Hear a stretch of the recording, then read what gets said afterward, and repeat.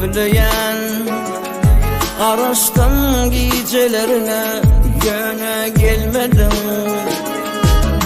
Yavaş yavaş uzaklaştık bu füyüden. Araştımken araştım, sen dolanmadın. Ne sebep güldün akın yaşlar, ne sebep füyülüp yanlışlar. Gençe ay geçti, gençe yıl geçti, gözümden gecelerine lelem suratan. Yönü velin yakmadı seni yaralar, beni yaralar.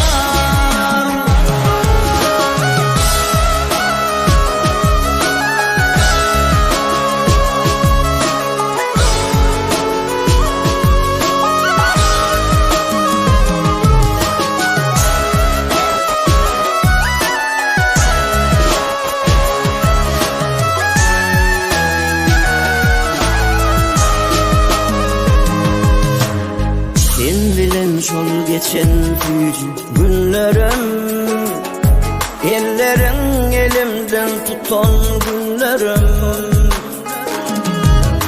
Gül çemeninden boğup derin güllerim, kaytalanmayacak şol azap günlerim.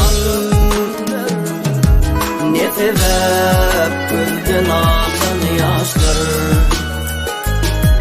ne sebep füyülüp yanlışlar.